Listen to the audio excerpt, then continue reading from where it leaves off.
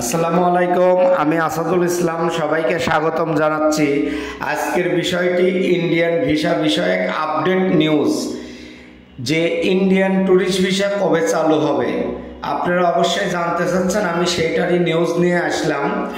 আমি যেটা অ্যাকচুয়ালি যে নিউজটা পেলাম যে খুব শীঘ্রই আপনারা ইন্ডিয়ান ট্যুরিস্ট ভিসা পেতে যাচ্ছেন এবং আপনারা কোনো টেনশনের কারণ নাই। আমি যে সূত্রে খবরটা পাইলাম, আমি তারিখটা উল্লেখ করলাম না, জাস্ট আপনাদেরকে এইটুকুই আমি নিউজটা জানালাম যে এই গুড নিউজ, যে খুব শীঘ্রই ট্যুরিস্ট ভিসা চালু হচ্ছে এবং ইতিমধ্যে কিন্তু আপনাদের medical visa, double entry visa এবং স্টুডেন্ট ভিসা কিন্তু চালু আছে, কিন্তু আপনার পেমেন্ট অপশন অফ আছে। পেমেন্ট অপশন খুব শীঘ্রই চালু হচ্ছে। আপনারা, আমি সাজেশন দেব, আপনারা অনলাইনে পেপারস ফিল আপ করে রেডি রাখবেন। যখনই পেমেন্ট চালু হবে তখনই পেমেন্ট মানি দেবেন, আপনি ডেট পেয়ে যাবেন। ডেট অনুযায়ী অবশ্যই জমা দেবেন, কোনো প্রবলেম হবে না ইনশাল্লাহ। আর ট্যুরিস্ট ভিসা ভাইদের জন্য যে খবরটি, ট্যুরিস্ট ভিসা খুব শীঘ্রই আপনারা পাচ্ছেন এবং আমি যে খবরটি, যে নিউজটি পেলাম, অবশ্যই আপনারা খুব শীঘ্রই ট্যুরিস্ট ভিসা পেয়ে যাচ্ছেন, কোনো টেনশনের কারণ নাই।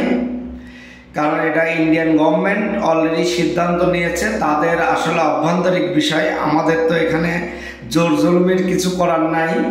সুতরাং তারা যখন দেবে তখনই আমাদের ধৈর্য ধরে ভিসাটা নিতে হবে।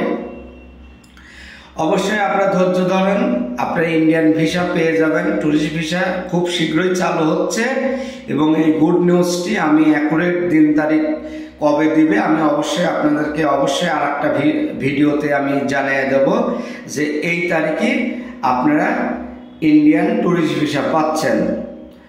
আর এই মুহূর্তে যারা ইন্ডিয়াতে আসতে চাচ্ছেন তাদের ভিতরে যে একটা টেনশন ফিল করতেছে যে আসলে এই মুহূর্তে ইন্ডিয়ায় গেলে পরে যে বাংলাদেশ ইমিগ্রেশন কি নাজেহাল করবে অথবা ইন্ডিয়ান ইমিগ্রেশন নাজেহাল করবে কিনা, না না, কোনো প্রবলেম নাই। আপনারা নির্ভয়ে ইন্ডিয়াতে আসতে পারবেন, কোনো প্রবলেম নাই ইনশাল্লাহ। আমি এই মুহূর্তে ইন্ডিয়াতেই অবস্থান করতেছি এবং কোনো সমস্যা নাই। আপনারা অবশ্যই আগের ভিসা থাকলে ইন্ডিয়াতে আসেন, কোনো প্রবলেম নাই।